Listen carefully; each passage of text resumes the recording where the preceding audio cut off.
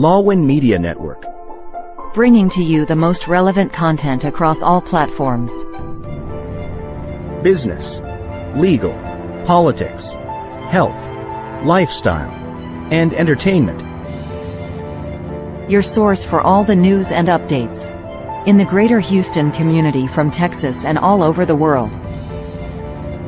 Get informed and empowered with Lawwin Media Network.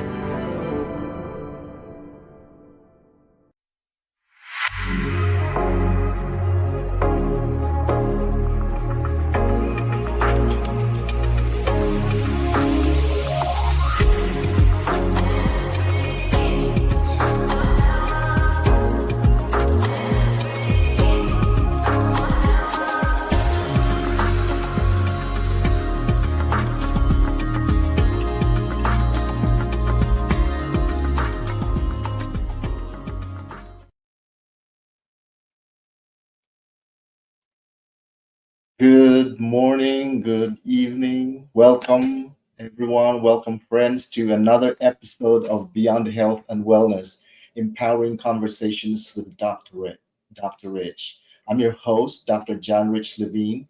I am really glad you're tuning in today, whether you're on your morning drive, evening drive, or you're taking a break between your cases when you're working in an operating room or on the nursing floor or anywhere where you are, maybe where you're walking your dog or you're catching your breath from a long day of work shift, or you're just hanging around near your garden with your parents or your loved ones.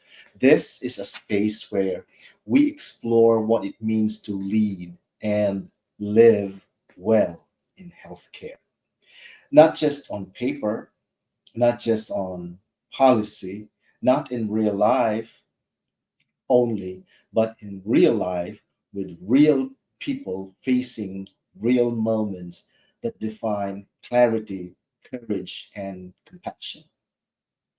In our last episode, we unpacked the idea of leadership presence, what it feels like when you walk into a room and your energy leads before your words do. And that conversation resonated with many of you when you gave me your feedback. I heard from several listeners who said, Dr. Rich, that hit home. I never thought of myself as a leader, but now I see it. You are your own personal leader. And that's the magic. Leadership isn't a title, it's how you show up. And that's why we talk about leadership as a form of a presence. And in management, we call that executive presence. So today, we're diving into the next step. We're taking that presence and turning it into impact. So you have presence, impact. We're going to talk about what it looks like to lead from the middle, to lead without needing a spotlight, but still moving the room forward. Originally, this episode was going to be a conversation with a colleague, which is special to me, Lola Osoji, a case manager from a quaternary hospital in Houston, and somehow uh, someone that I deeply respect, but things shifted, and that's life, right? Sometimes the guest can make it, sometimes the plan changes, but as leaders, we don't fold, we adjust, we pivot, we press on. And that's what we're here today. And it's just you and I, but I want this to still feel like a conversation. So if you're listening and you're nodding, or you're making some chat, or if something sparks a question, pretend you're texting it in. Put it in the chat, put it in your comments, and I'll respond. In fact, let's have a little fun with that later. Also, a reminder, I'll be speaking live at Becker's Health Meeting in Chicago and this April 28 to May 1. I'll be diving deeper into topics like today, human centered leadership, sustainable change, and well being in high performance healthcare. And if you're attending there will be over 3,000 healthcare executives that will be attending all over the world and over 200 presenters there. please come say hello to me when you see my session, and I would be happy to greet you and speak with you. Uh, that would mean a lot to me, and it means a lot for me to connect to all of you. I'm bringing my business card. I'm bringing some notes so that you can sign in. You can put your email address, your number in your note in my notes so that I can bring it with me so we can keep in touch. So find me there in Becker's Health meeting in Chicago, April 28th to May 1. So now, let me invite you to grab your coffee, settle in, and let's talk about what it really means to elevate care through how we lead, how we serve, and how we sustain our own wellness along the way. Let's dive into our segment number one of this live broadcast. By the way, this is live broadcast through stream.lawin.net. We're also live in Facebook, YouTube, Twitch. We are also live in Spotify, Google, and Apple Podcast. Let's get into it. Segment number one, we're talking about quiet leadership, real results. Leadership in healthcare doesn't always look like giving a big speech at a podium. In fact, some of the most powerful leadership moments are unspoken. They are quiet. They are not often heard as a loud or in a loudspeaker. They happen in a hallway of conversation, in how you handle conflict. Today, I can share to you, I probably have about 7 sessions of handling conflict. That's a good experience for me. And for a leader, that's a great experience for you too. And maybe you're aspiring to become a leader. Keep calm because it will come to you. In the calm, you bring to a tense situation, things will get resolved. Remember, I shared with you before that one of the leaders that I have, he came to me and he says, I'm done. I don't want this anymore. This is too much for me. They don't listen to me. I'm trying to fix them, and but I can, and they're resisting. And now I'm coming to you and telling you this, and I know what you are going to say. You are going to say, fix me. And you always keep saying, fix me, fix me, fix me. And it's not me that needs to be fixed, it's them that needs to be fixed. So he mentioned that to me and said, okay, now fix yourself. I said, oh, there you go again. And he walked out of the room. And a few minutes later, he came back in a text message and he says, I've settled everything amicably. We're all good. Everything is fine. And so I replied and I said, what did you do? And he said, I fixed myself. And so I smiled for a little bit because I know that if we want to fix others, we want to fix ourselves first. So let me share a moment that happened just last week as well. We had a situation in our unit where a vendor delivery came late. Things could have spiraled, but one of our techs, quiet, focused, often flies under the radar, stepped up, redirected the team, reorganized the flow, and we avoided what could have been a cascade of delays. No announcements, no praise, but that moment right there, that was leadership. Now, you may not see it in your job title. Maybe your title says nurse. Maybe your title says vendor. Maybe your title says patient care assistant. But every day you're shaping a culture through your tone, the tone of your voice, through the amount of patience you project, your ability to slow the rush. You ask the right questions or even just a pause and breathe. One of my sessions today, one of my staff was saying, I may have said something that offended her. And I said, that may be one. And she says, because I told her to hold this and open that. And I said, we don't really count those kinds of things. and that may have offended her. And I said, what could you have done differently? And she couldn't answer. I led her to the clue and I said, you could ask questions. You could say, can we count this? Can we do that? Why are we doing this? Can you explain to me why this one is done this way?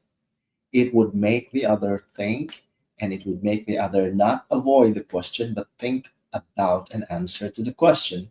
And even if there is no answer to the question, the person will be thinking about an answer. So it's not, you can't avoid a question, is what we're having here. So it's just like that. Is this a shift of the way we see things and the way we say things and the way we project our, once again, presence, because presence is very important in leadership. Now we have a message here. It says, Dr. Rich, what about those who of us who are still learning? How can I lead when I don't feel confident yet? That is a very important question. It's a very great question. Let me repeat that. Dr. Rich, what about those of us who are still learning? How can I lead when I don't feel confident yet? Okay, so that's a great question. Thank you for sending that. And my answer is start where you are. Confidence doesn't come before action, it comes from action. When you act, confidence follows. Now, what I can suggest is you begin with consistency. Be the person who shows up reliably. Be a reliable person. In research, we have what we call as reliability and validity. So the test of reliability is that every time you ask that question, the answer is the same. No matter what the situation or where you ask that, it's very reliable because the answer is the same. And validity is you ask the right question. So I'd like for us to be mindful of that, or probably put that in our thinking, in our thought whenever situations come. You want to be able to display reliability. The other one is be the person who listens, who does the small things very well. So let's take that second part first. Listen. You want to be able to listen is very difficult. It's hard work. You would rather talk than listen. And sometimes you think you're listening, but you really are not listening. You're preparing to talk. So make sure that you listen, because when you listen and make the other person feels that they've been listened to, you can hear and understand. And before you can say something, they already found a solution. The other one is you do small things well. It doesn't have to be a huge thing. Reaching the moon started with small things put together until they reach the moon. The goal is to reach the moon and come back well. And it happened. It was achieved, but it was achieved with small things put together. So that's how you build trust, and that's how confidence is being built. And with trust comes leadership. My nurses, I have quite a few of them, and they kind of want to be in leadership, but don't have the ability yet to build trust. So I tell them, build trust, be trustworthy, trust others, be trustworthy. That's where you take the risk. And in doing that, you get you got into the role of leadership, because leadership is not a position title, it is a function. So no matter what your position title is, if you're a leader, you'll stand out as a leader. So sometimes just holding space for someone else, letting them vent, helping them sort through their thoughts, that's leading. So if you're feeling unsure, you don't know where to go, you lead with kindness. That never misses. You're not sure, but you are kind, you're leading with kindness. And it ties well to wellness, which is what our podcast is all about. Because when we feel useful, When we feel trusted, it reinforces our own sense of well being. We matter more, not just to the work, but to each other. So let me just reiterate here. Think about the last time you influenced an outcome by just being steady, supportive, and proactive. That's leadership win. Share your stories and make sure that that person understands that you are there for them. Now, we will take a break. We'll be right back. This is Beyond Health and Wellness, Empowering Conversations with Dr. Rich. This is Season 2, Episode 10. We'll be right back after a few reminders. In a world filled with fleeting moments, there's beauty waiting to be captured. My name is Christian, and I specialize in immortalizing your most precious memories. From elegant weddings to vibrant events and timeless portraits, I'm here to make every moment unforgettable. Let me tell your story through the lens. Contact me today and let's create magic together.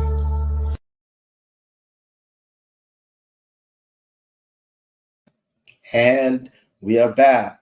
This is again our live broadcast. We are live. We have 21,000 followers and viewers all over the world. We have friends in Dubai. We have friends in Abu Dhabi. We have friends in Malaysia. We also have friends back in Riyadh and in the UK as well.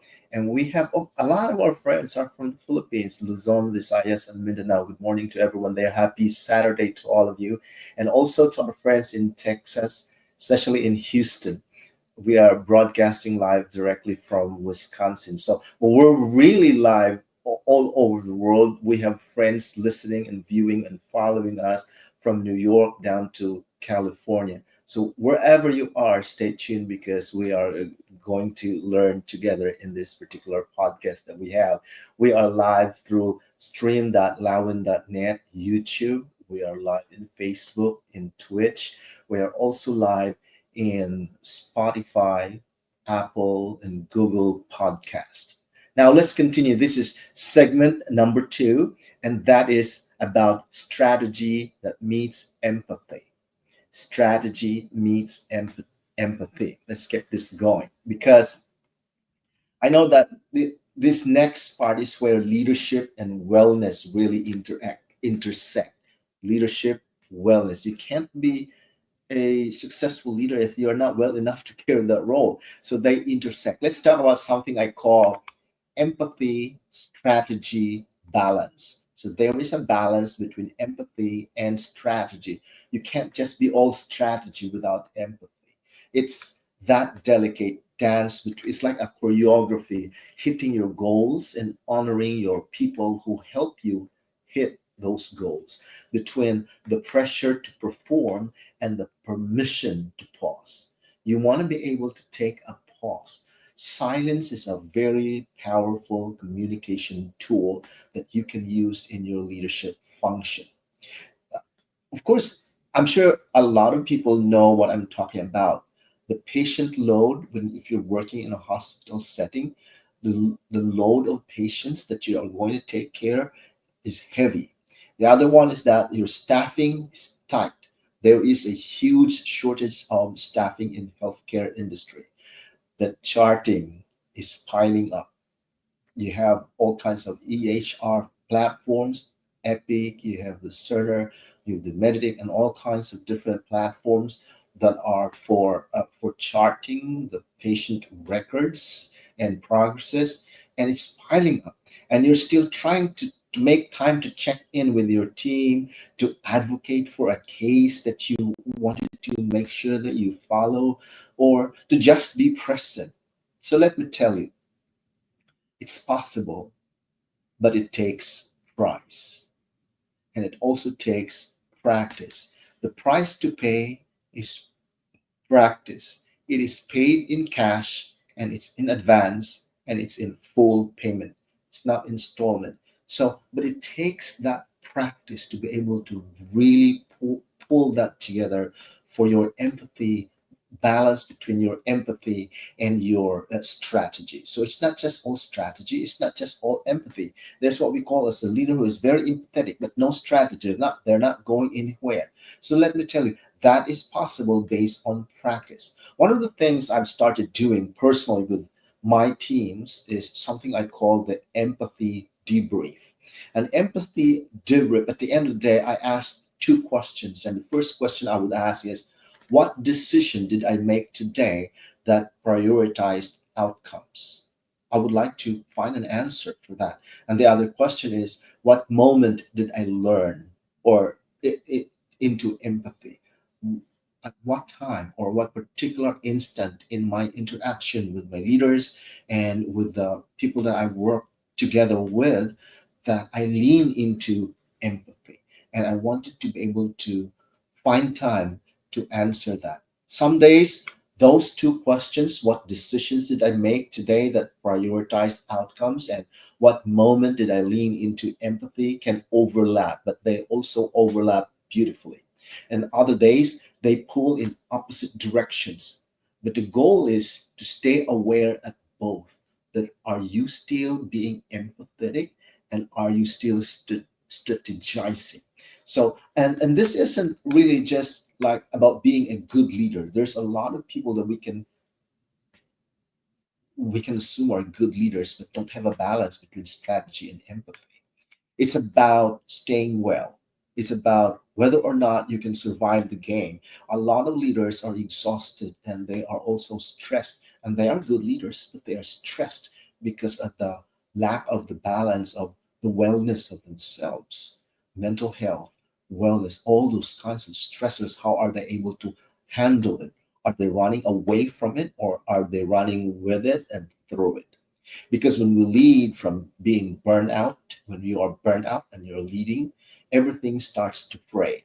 Relationships, quality of life, and even your safety. So it is very important for us to have a balance between our empathy, our wellness, and also our strategies. Sometimes the strategies can be so stringent, can be so rigid that we forgot we're humans too. So the relationships and quality and our safety is important in that respect. Okay, so we have another message here. Dr. Rich, how do you protect your energy when you're leading with empathy all day? Doesn't it drain you? Uh, Thank you for this message. I get a lot of this inquiry or curiosity or question. Even the other day, I was asked, how do you get your energy? I said, well, I just ran a marathon. And I do. And I saw that means I train regularly in order to be able to run a marathon. A marathon is 26.2 miles. So I'm not a fast runner, but I run the whole marathon distance. And that will take me about 6 hours. That's almost the whole day for me to be running. Plus, you have to recuperate. So where's that energy? Well, you have to let that energy out so that it will refill you. It will refill you so that there will be more. Energy is not coming from outside in, it's coming from inside out. So, how does that drain you? It doesn't drain you, but you have to recognize it's coming from inside and you have to let it out. So, thank you for that question. That's an honest question. So yes, I'm not saying that it cannot drain you. Yes, it can drain you. And here's the shift that helped me. I stopped seeing empathy as giving something away. It's not giving something away. And I started seeing it as creating a space for people to be human, space for myself to breathe. You have to create that space. And I'm able to really just understand this because when I was surrounded with leaders, my mentors, people that helped me get through my leadership role, is they provided me with the space so I can breathe, so I will not be choked, so I will not be crippled, so I don't feel like I'm confined in one particular space and I can only do what is being told to me. But I was given that space so I can create.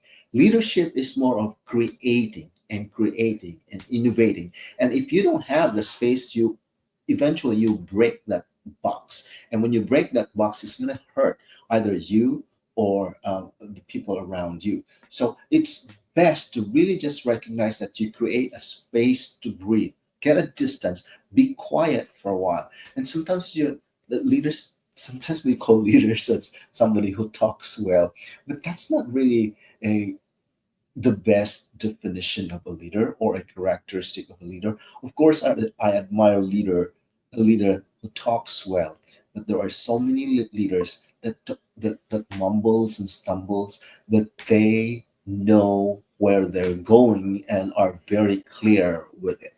And that's why followers follow that leader. Because if a leader is not very clear where he's going, he will end up following somebody who is clear. So we better be clear about where we're going so that people will follow us. So yes, relationships and all of that, you create a space to breathe, and then you want to reframe that will turn into reframe turned empathy from a transaction into a boundary. So your empathy is not, well, I'm giving you this, or I understand, I know what you do, what you're feeling, but it's really transactional empathy. You're not you're well you It's really creating a boundary rather than creating a transactional space so that people can do and be free in the way they do.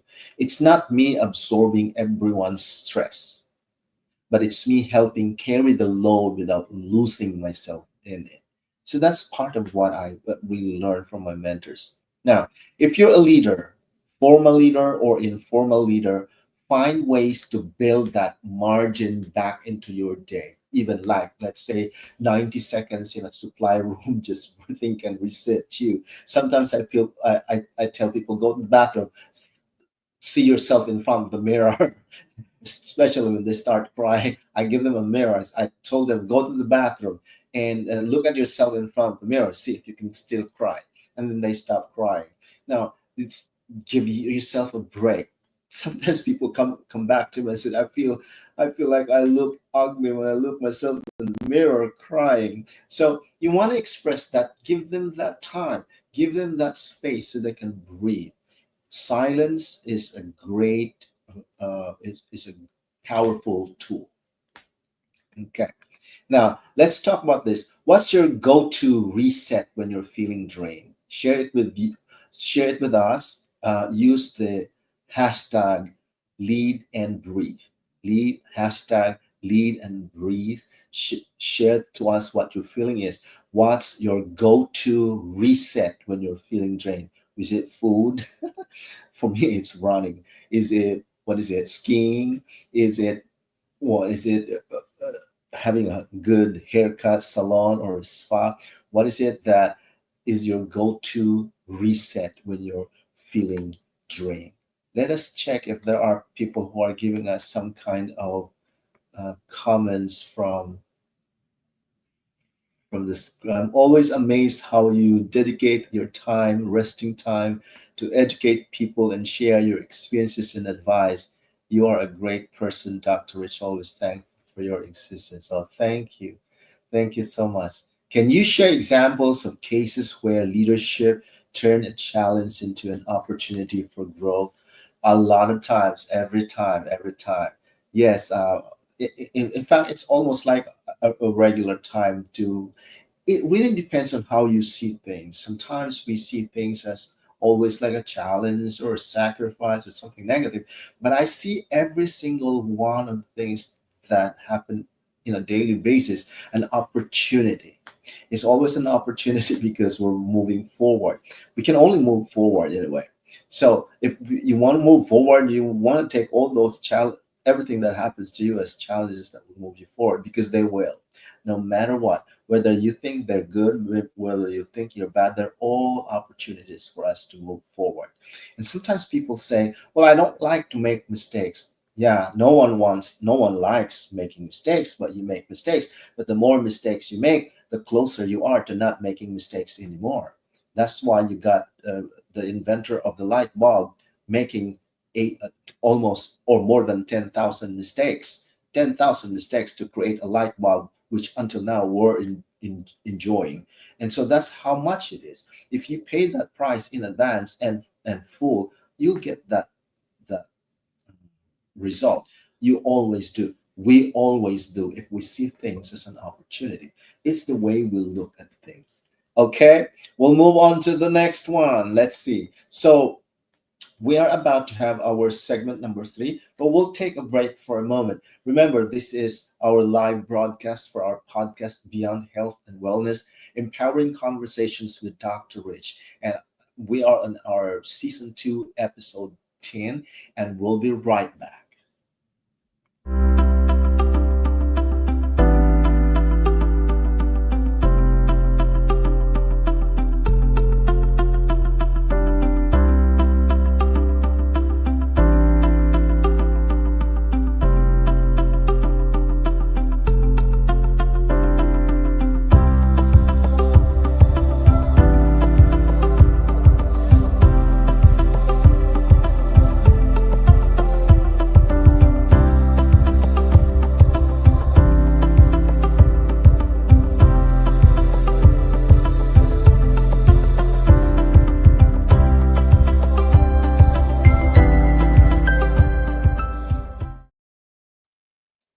And we're back.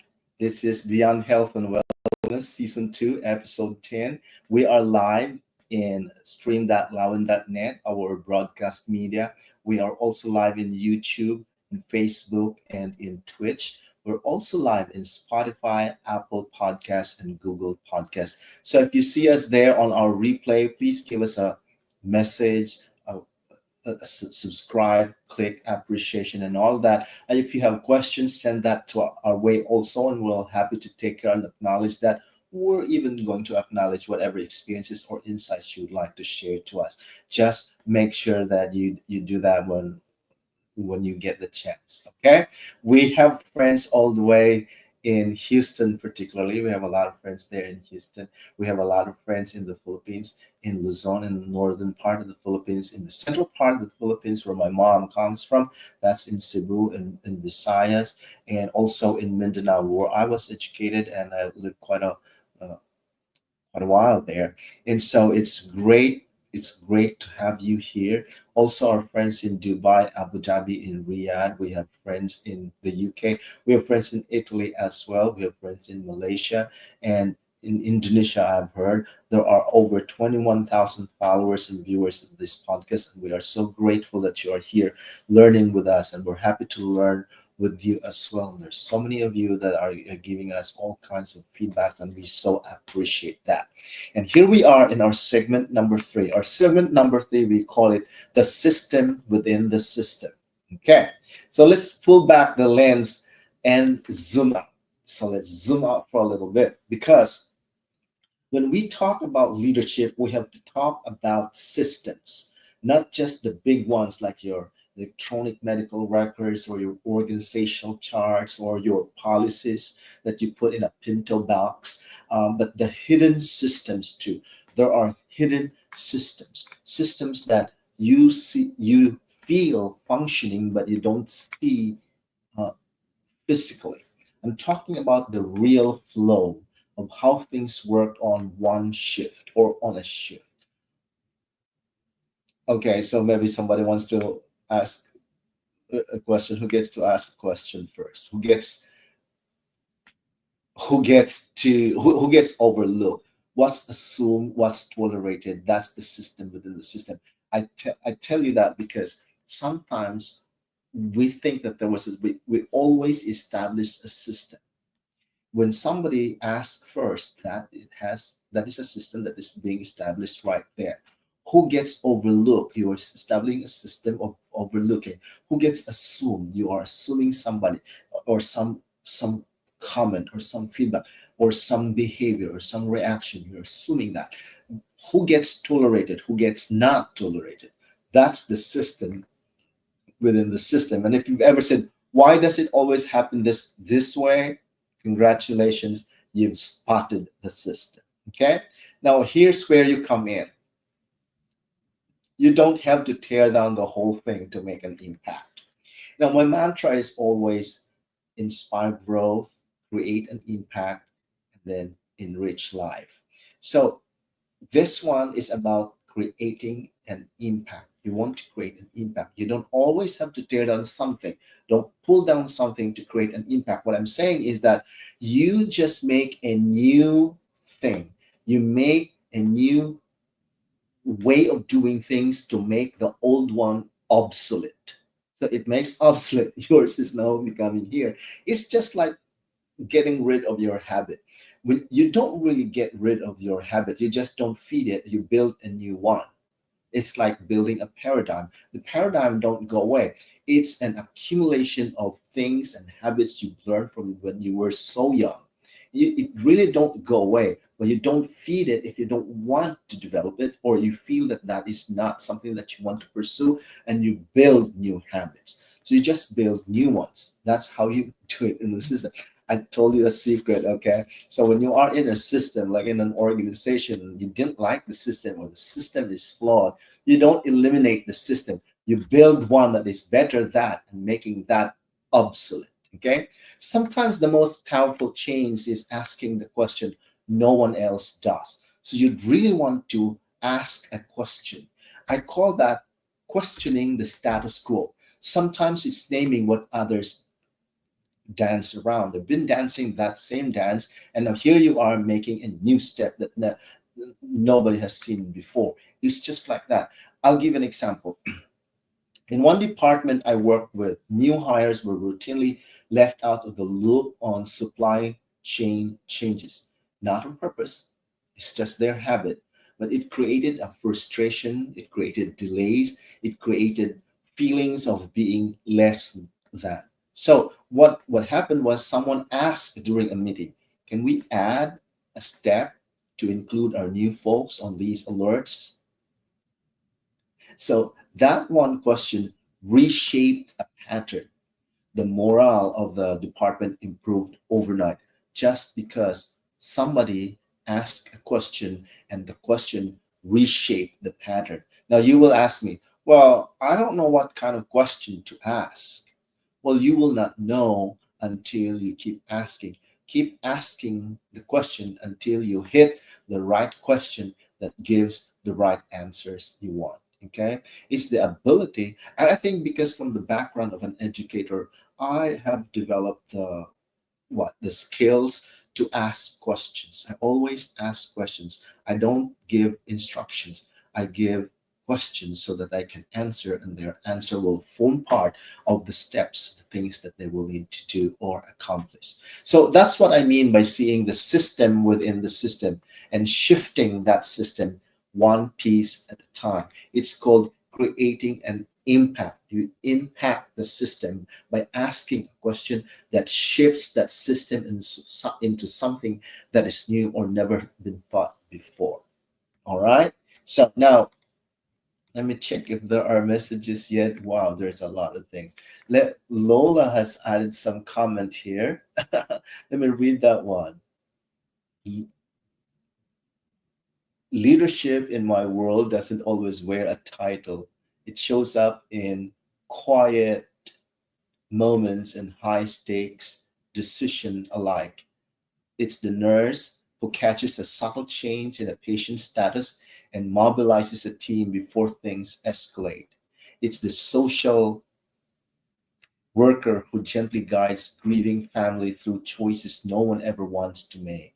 It's the charge nurse who reroutes resources mid-shift to cover a critical need without skipping a beat. I like that. My take on what leadership means to me. I like that, Lola. Thank you for sharing. I'm sure that you are there at the background and trying to just share.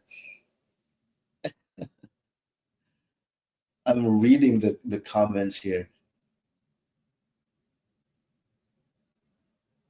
All right. Oh, there's another question here given to us. What are some common mistakes leaders make when trying to resolve problems or issues, and how can they shift towards elevation instead? Here is the thing. Thank you for this question. Great question. Here's the thing. I have one situation where a particular two members of the team were there, and one of the leaders was there, and I was sitting and observing one of my leaders how she would resolve a certain communication or relationship conflict between two of her staff. and I was sitting there not saying a word, and they were talking back and forth, and then finally my leader stopped them and says, okay, so this is what you want to do.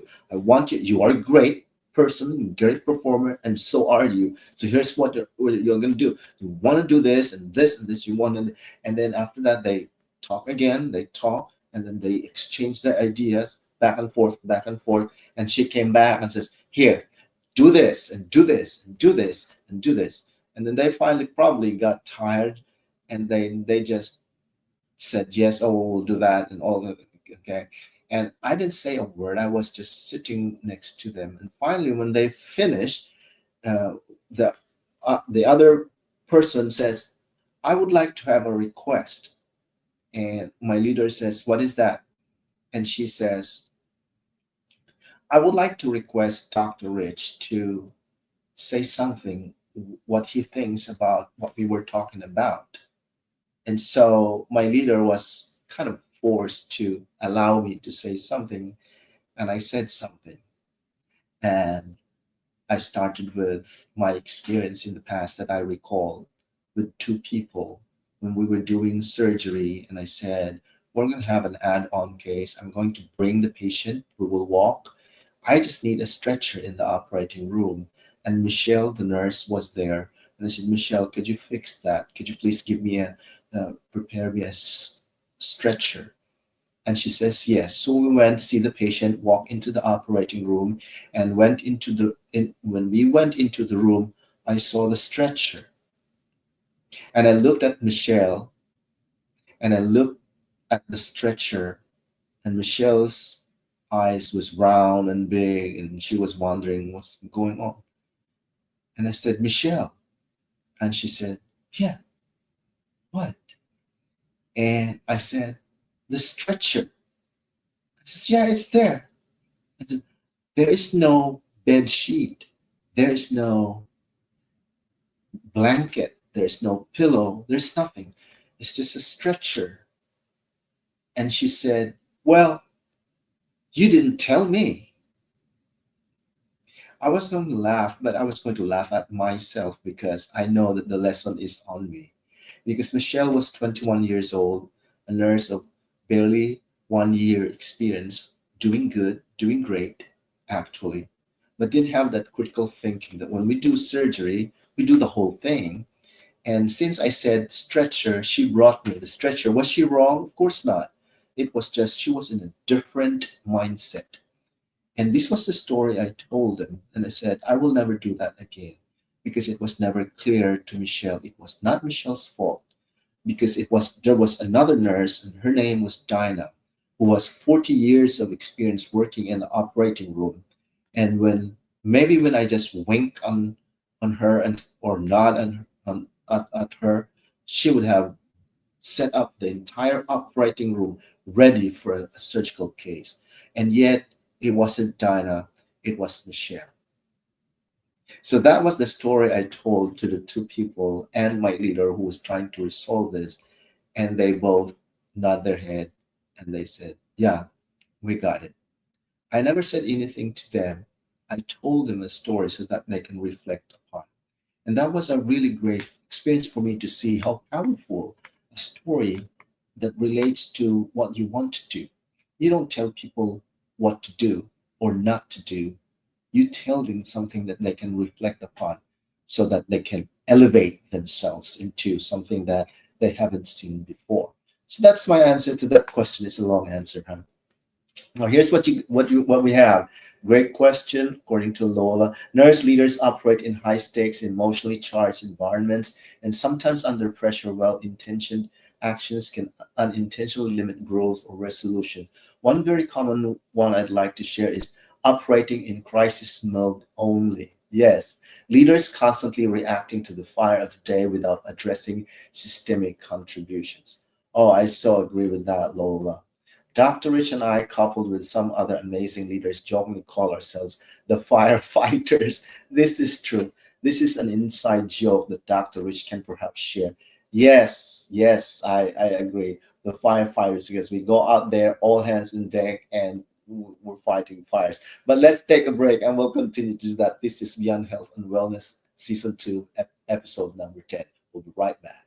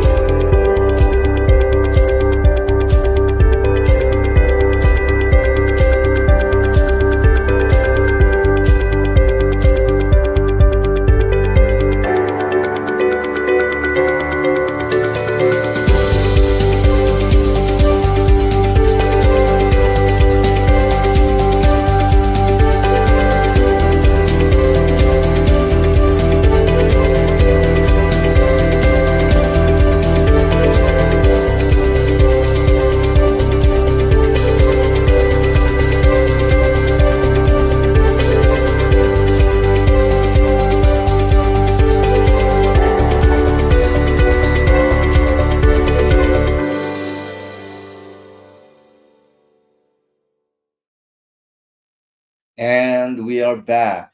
This is Beyond Health and Wellness, Season 2, Episode 10. Today is Friday, April 4 from where I am. And maybe it's April 5 in the Philippines as well. And it's Saturday morning there. Good morning, everyone. This is our last segment for this particular podcast. Today we are live in stream.lawin.net and in YouTube, in Twitch and in Facebook. We are having that live broadcast. We are also live in Google, Spotify, and Apple Podcasts. So let's move on into our. Before we do that, I would just like to make mention of this one message, one question that says, "What if I'm not in a position of power to change those systems?" So that's a real question, and let's address that very quickly. And here's my response. Influence doesn't always come from the top. Influence happens in relationships. As Lola would have said, we were firefighters. We were not at the top, but we were firefighters. Influence comes from any segment, anywhere. It happens in relationships. It happens in habits. It is in the ripple effects of the choices we make. You might not rewrite a policy, but you can include someone who's been left out. You can challenge the norm in a respective way. And when you do that consistently, others will notice that. And because culture begins to shift when they notice that you do that consistently. It's about being consistent in the things you do, one indivisible whole. You are what you say, think, and do. And from wellness standpoint, since that's what our podcast is all about, that is empowering.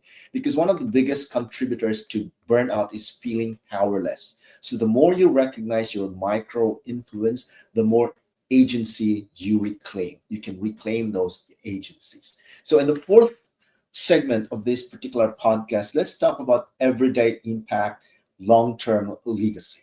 Okay, so let's take a little closer to the heart now. We're getting into that heart because at the end of the day, after all the reports, the checklist, the rushed handoffs, if you're a nurse, what we're really building isn't just efficiency, it's legacy. It's a lived legacy. You lived it and you left them with it. So leadership is about being remembered with a plaque. It's not about being remembered with a plaque, although, well, that could help, but it's not about that. It's about being remembered because someone felt safe, someone felt seen, or simply being supported by your presence. It's really going back to your executive presence while you were there. They feel safe with you. And it's not really about what you did to the people that you lead. It's about how you made them feel. So think about that for a second. That moment where you stayed a few extra minutes with a patient who was nervous, that time when you pick up the trashes when you shouldn't have or you didn't have to, that time when you stayed there when they have a cold and you have an important meeting, but you stepped out of your meeting because you want to participate when your patient was coding and your nurses and your staff were there trying very hard to save that patient. That moment had a very great impact. It didn't look big, but that was really big in the real scheme of things. So that moment when you stay those extra moments when your patient or when your staff was nervous, or when you coached a team member instead of criticizing them, or when you advocated for someone behind closed doors, not because it was your job, but because it was the right thing to do. Those kinds of moments, those are the moments of leadership. And that is also health because everyone can do that. That's wellness in action. All right. I recently had a someone stop me in a hallway to say, "I remember you took 5 minutes to explain something no one else had time for. I was brand new. I've never forgotten that." And when it is very refreshing to hear people say that. I knew you when you were there. You remember, and you don't even remember because you meet a lot of people, and there's one person they will never forget that. It sticks in their mind. It's their impression. So we underestimate those 5 minute moments in our lives, maybe 2 minutes of them, but they are the ones that outlast the metrics. Okay. So when you are very concerned about what kind of metrics you have and you need to meet, remember that your metrics are met because the people work to get it or to achieve it. So it's the people you spend those tiny little influential moments that make you metrics. All right. Now, there's another message that I think this is interesting. It says, Dr. Rich, how do you stay grounded in this kind of purpose when the days feel chaotic and thankless? I think Lola would probably be a great person to answer this. I'll wait for your answer for this, Lola, if you have any. But really, I like the question because it is. Let me just read it again. Dr. Rich, how do you stay grounded in this kind of purpose when the days feel chaotic and thankless? Okay. So let me say it again before I'll wait for Lola's message here. But thank you for that question. Honestly, I have to return to my why. Why am I here? Why am I doing this? And I got to return to that over and over again, or in other words, regularly. And sometimes I have to re anchor my thought through small rituals. What I do to stay grounded in my purpose of being there for these people, for my group, for my leaders during chaotic and when it feels like it's a thankless job. I keep a note in my phone called "Reminders Worth More Than Titles." Because remember, Lola was saying it's more than just titles. Okay, remember the only difference that will separate the leader and everyone else is that a leader has followers. And when I say followers, they are voluntary followers. They follow by choice. They say, I choose to follow you because I believe in you. I know, I believe, and understand where you're going. So it's being very clear so that people can follow you. That's what separates a leader from everyone else. Everyone else can just have a position title, or they don't have followers at all. They can have authority, they can have people do the job, but they are not followers. They are just people there that do their job and then they go home. They don't feel it. That's why how you make them feel is what sticks. Okay. That's the first one I do. And the other one is I jot down one moment from a shift that mattered. I look for those ways. Sometimes people will just give me complaints, things that they see, problems. I said, I know how to find problems. So I'm a researcher, storyteller. So I also find those problems. It's not hard. It's very easy to find problems. What I want is solutions. Find me those solutions, and you will be one of the most important persons. So I look for that moment in my entire shift or entire time while I'm at work. Look for those moments where it mattered, and I jot them down. And I remind myself that legacy isn't loud, but it's consistent. When you want to leave a legacy, you want to live it quiet, it stands out and it stands the test of time because it's there being consistent. Okay, so even in the chaos, especially in chaos, leadership is about holding the thread of humanity. It's knowing that those that are causing chaos could be humans too, for yourself and for others. All right. I think that is very clear now. We're getting ready to close, but here's a quick reflection for this week. I'd like for you to see if you can do this consistently for this week. Remember, consistency is the name of the game. So in the morning, ask yourself, who might need reassurance today? And when you get that answer, give it to them. Okay. Next is in the middle of the day, take an inventory. Am I leading from charity or from chaos? Am I leading from charity or from chaos? And then in the evening, do this, reflect this. What footprint did I leave that someone else will quietly walk in tomorrow? What footprint did I leave that someone else will quietly walk in tomorrow? And then find that answer. And when you get that answer, do it. Make sure that you are able to follow through with things that you've discovered. Now, in our closing segment, let's see here. When the day feels chaotic, here's Lola. When every hallway is buzzing, the call lights don't stop, and the emails keep piling up, I stay grounded by anchoring myself in purpose. I like that. Oh, I love that. Thank you, Lola. Sometimes that looks like stepping away for two quiet minutes to breathe and reset. Other times, it's walking to the bedside of a patient and reminding myself this is why we do what we do. Leadership doesn't always mean having the perfect plan. It often means being the calm in the storm, even if you're still finding your footing. I like that.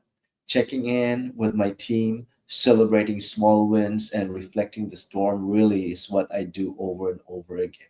I love that, Lola, because sometimes I remember I also do that. I bring donuts, and then what did they ask me, what did you do to your team that they're like this? I said, I know I brought donuts. The little things. The little things is the one that makes the big things. The big things don't just exist big all by themselves. They consist of small little things that are put together. That is a very important thought there. So thank you very much, Lola. We're now closing in our closing segment. Presence, purpose, and what's next. So as we close today, I'd like for us to be thankful. And I also want to be thankful to all of you, to all of our listeners and viewers today for spending this time with me, for reflecting and for choosing to show up for yourself and for your teams in ways that matter. Leadership isn't rewarded in real time. Sometimes it's quiet. There's what we call as the gestation period. Every single one of the goals that we have, there is a time frame to it, and we can just approximate it, and if, but we can't identify it exactly. Sometimes it's thankless, yes, but the impact echoes and it multiplies, and you'll never see how much it is. When you plant one seed, do you get one seed in return? No, you get hundreds of seed out from one seed. Okay. So whether you're leading a unit, you're leading a shift, maybe you're a charge nurse, maybe you're leading a single conversation or a one-on-one conversation, or simply yourself, your influence matters. And it's through these conversations, these reflections that we keep growing, we keep grounding, we keep giving the best who we are to a field that constantly asks for more. Now, if something in today's episode sparked a thought, a memory, or a challenge, I hope you carry it with you on your next shift. Maybe it's a moment to pause before reacting. Maybe it's something that has a conversation in it that you've been meaning to have. Maybe it's a reminder to advocate for someone who hasn't found their voice. Show it to them. And I'd like to share also with you about my coming to Becker's Health meeting in Chicago on April 28th through May 1. Come find me there. Let's talk about the hard parts and the hopeful parts of leadership. Let's learn from each other and build something better together, something that we can leave to the next generation of leaders that or a generation of just people just like us that may take on the reins. Thank you for being with us today. It's such a great time to be with you. We'll see you again next Friday in our live broadcast with Beyond Health and Wellness, Empowering Conversations with Doctors. See you then. Bye bye.